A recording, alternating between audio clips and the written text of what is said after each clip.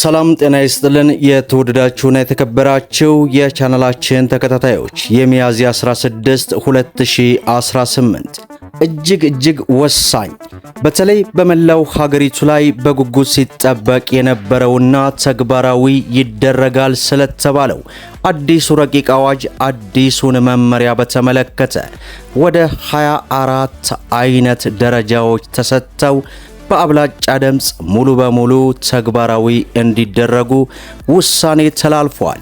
ይህንን ውሳኔ በተመለከተ እንግዲህ ሙሉ የ24ቱንም መረጃዎች በዝርዝር ወደ እናንተ አደርሳለሁ። በተጨማሪም ቤት መሬት ላላችሁ እናንተንም በተመለከተ አጠቃላይ የረቂቅ አዋጁን ሙሉ ዝርዝር እንግዲህ ምንም ሀተታ ሳናበዛ በቀጥታ ወደ መረጃው እናምራ። በቅድሚያም የምንመለከተው ከ3 ወራት በፊት ለሕዝብ ተወካዮች ምክር ቤት ቀርቦ ውይይት ሲካሄድበት የነበረው የኢትዮጵያ አቪዬሽን ሴኩሪቲ ማሻሻያን ረቂቅ አዋጅ በተመለከተ ነው። የምክር ቤቱ አባላት የመንግስት የፋይናንስ ሕግ የሚጥስ ድንጋጌ ተካቶበታል የሚል ጠንካራ ክርክር ቢያቀርቡም በአብላጫ ድምፅ ጸደቀ። የምክር ቤቱ የውጭ ግንኙነትና ሰላም ጉዳዮች ቋሚ ኮሚቴ በተከታታይ የአስረጅ መድረክና የህዝብ ውይይት ሲካሄድ የነበረው ረቂቅ አዋጅ ብሔራዊ መረጃ ደህንነት አገልግሎት የአገልግሎት ክፍያ እንዲሰበሰብ ስልጣን መስጠቱን የመንግስት የፋይናንስ አሰራር የሚጥስና የገንዘብ ሚኒስትርን ስልጣን የሚጋፋ ነው የሚል ተቃውሞ ከምክር ቤቱና ባለድርሻ አካላት ሲነሳበት ቆይቷል። ፓርላማው ማክሰኞ ሚያዝያ 13 ቀን 2018 ባደረገው 15ኛ መደበኛ ስብሰባ የውጭ ግንኙነትና ሰላም ጉዳዮች ቋሚ ኮሚቴ በረቂቅ ተወያይቶ በአዲስ ውሳኔው ላይ ሐሳብ መቅረቡ ተገልጿል። በስብሰባው ከተገኙት የምክር ቤት አባላት መካከል ማንኛውም ገንዘብ ነክ ጉዳዮችን የመሰብሰብና የመቆጣጠር ስልጣንን በተመለከተ ለገቢዎች ሚኒስቴር የተሰጠ ሆኖ ያለ የብሔራዊ መረጃና ደህንነት አገልግሎት የአገልግሎት ክፍያ እንዲያስከፍል መወሰኑ አግባብ አይደለም ሲሉ ጥያቄ አንስተዋል። በዚህም ሐሳብ መሰረት የአገልግሎት ክፍያ ከተጓዦች መሰብሰብ አለበት ብያላምንም መሰብሰብ ካለበት ደግሞ ከአየር መንገዶች ነው። ምክንያቱም የሲቪል አቪዬሽን አገልግሎትን የሚጠቀሙት የመንግስት ተቋማት የሆነው የኢትዮጵያ አየር መንገድ ወይንም ሌላው አገር አየር መንገዶች መሆናቸውን መሰብሰብ ያለበት ከነሱ ነው ተብሏል። አክለው ለደህንነት ጥበቃ በቀጥታ ከዜጎች ገንዘብ መሰብሰብ ለሰላም ለጸጥታና ለደህንነት የመንግስትን የመኖር አስፈላጊነትን ጽንሰ ሐሳብ ይጋፋል ሲሉም ተናግረዋል። የዜጎች ሰላምና ደህንነት እንዲሁም ጸጥታ ማስጠበቅ የመንግስት ዋነኛ ሚና ነው ያሉት ዶክተር ደሳለኝ በዚህ ሐሳብ ቀስ እየተባለ ለፖሊስና ለሌሎች አገልግሎት ዜጎች በቀጥታ የአገልግሎት ክፈሉ ሊባሉ ነው ሲሉም ስጋታቸውን ገልጸዋል። ለእንደዚህ አይነት አገልግሎት የሚሰጠውን ቀጥታ ባልሆነ መንገድ መንግስት በሚሰበስበው ታክስ ይሸፈናል ያሉ ሲሆን በዚህ መንገድ ወደ መሰብሰብ ከተሄደ ግን አዳጋች መሆኑንም አብራርተዋል። የምክር ቤቱ ፕላን በጀትና ፋይናንስ ጉዳዮች ኮሚቴ ሰብሳቢ አቶ ደሳለኝ ክፍያ መጠበቂያው የትኬት ዋጋን በማናር በግል አየር መንገዶች ተወዳዳሪነት ላይ ተጽዕኖ ሊፈጥር አይችልም ወይ በማለትም ጠይቀዋል።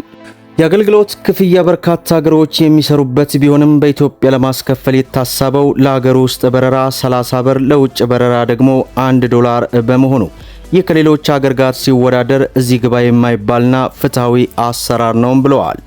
ገንዘቡ የሚሰበሰበው የኢትዮጵያ አየር መንገድ በአዋጅ ገንዘብ እንዲሰበስብና የዋጋ ተመን እንዲያወጣ የተፈቀደለት መሆኑን ገልጸው ይህም የተቋሙ ከሚመራበት የቢዝነስ ሞዴሊቲ ጋር አብሮ የሚሄድ ነው ሲሉ አክለዋል። በመሆኑም የመንግስት አሰራር የገቢዎች ወይንም የገንዘብ ሚኒስትርን ስልጣን የማይሻማና በቂ ውይይት ተደርጎበት የተዘጋጀ ረቂቅ መሆኑን በዚህ ሰዓት ሪፖርተር አስነብቦናል። ይህ በእንዲህ እንዳለ ባለፉት 10 ዓመታት በስራ ላይ የነበረው የኢትዮጵያ የህንፃ ግንባታ ኮድ ዘርፍ የደረሰበትን የአሰራር ለውጥ መሰረት ባደረገ መንገድ ተሻሽሎ አዳዲስ መመሪያዎች 24 የሚሆኑ በሚያዝያ 9 ቀን 2018 ጸድቆ ወደ ስራ መግባቱን የኢትዮጵያ ኮንስትራክሽን ባለስልጣን ገለጸ።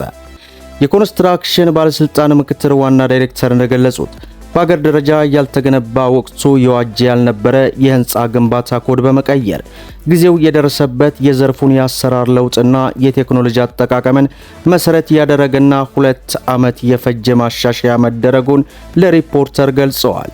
በኢትዮጵያ የመሬት መንቀጥቀጥ ሲያጋጥም የህንፃ የመቋቋም አቅም በድጋሚ ጥያቄ ቀረበበትና እንደ ባለስልጣንም ትልቁ ጥያቄ እንደነበር ገልጸው በዚህ ለረጅም ዓመታት ጥቅም ላይ ሲውል የነበረውን በአንድ ሀገር ውስጥ የሚከቱ የመሬት መንቀጥቀጦች አደጋው የት አካባቢ በዛትና በምን ያክል መጠን ሊከሰት እንደሚችሉ የሚያሳይ ሳይንሳዊ ካርታ አብሮ እንዲሻሻል ተደርጓል። አዲስ አበባን ጨምሮ በስምጥ ሸለቆ አካባቢ የሚካሄዱ የግንባታ ዲዛይኖች የተሻሻለውን ሳይንሳዊ ካርታ መሰረት በማድረግ እንዲከናወኑ የሚያደርጉ አዳዲስ 2 ስታንዳርድ በኮድ ውስጥ መካተታቸውንም ገልጸዋል። በስራ ላይ በነበረው ኮድ መነሻ ተደርጎ የተሰሩ ግንባታዎች በሳይንሳዊ መንገድ ግምገማ ተደርጎባቸው እንዲጠናከሩና የእርማት እርምጃ ካስፈለገም እንዲወሰድባቸው ለማድረግ የሚያስችል አዲስ ስታንዳርድ በተሻሻለ ኮድ መታተሙን ይህም ከመሬት መንቀጥቀጥ ጋር የተያያዙ ብቻ 4 አስገዳጅ ስታንዳርዶች እንዲኖሩ እንደሚያደርግም አብራርተዋል። በተለይ አዳዲሶቹ ስታንዳርዶች የተጠናከረ ቁጥጥር እንዲኖርና ሕጋዊ እርምጃ ለመውሰድ የሚያስችሉ መሆናቸውንም ጨምረው ተናግረዋል። አንድ ህንፃ ምቹ ደህንነቱ የተጠበቀ አገልግሎት ሰጪ እንዲሆን በውስጡ የሚገጠሙ የቴክኒክ ስራዎች ሊሟላቸው የሚገባ ዝቅተኛ መስፈርቶች ብዙ ጊዜ ጥያቄ የሚቀርብበት ጉዳይ በመሆኑ ስታንዳርዱ እንዲወጣለት መደረጉንም አስረድተዋል። በአንድ ህንፃዎች ሰዎች ወይም ዕቃዎች የሚዘዋወርባቸው አሳስሮችን ጨምሮ ሌሎች አማራጮችን የሚመለከት አስገዳጅ ስታንዳርዱን በተሻሻለ ኮድ መተካት የማዲስ አሰራር በመሆን ያተገባበር መመሪያ እንዲወጣለት መደረጉንም አክለዋል። ከዚህ በተጨማሪ የዲጂታል ኢትዮጵያ 2030 ለማሳለጥ ይረዳ ዘንድ ህንፃዎች የዲጂታል አገልግሎትን በአግባቡ መስጠት የሚያስችል ዲዛይን እንዲኖራቸው የሚያደርግ ስርዓት በኮድ ከተካተቱ አዳዲስ ስታንዳርዶች እንደሆኑ ተጠቁመው የቴሌኮም መሰረተ ልማቶች ዝርጋታን በትልቁ የሚያግዝ እንደሚሆን አጠቁመዋል።